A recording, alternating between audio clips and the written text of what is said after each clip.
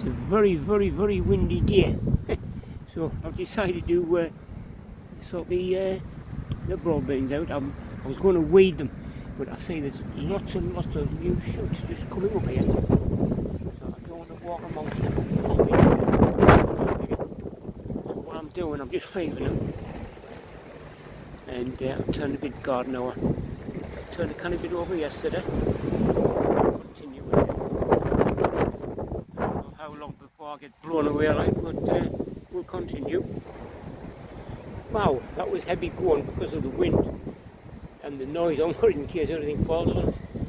But anyway, that's the a bit more of the tip turned over. That's what we call it, because it was that much of a tip when we got it.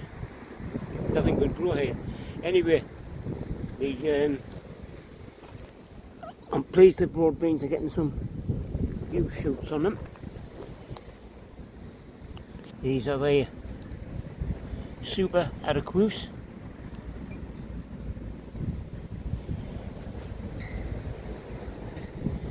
Yeah, quite pleased with that.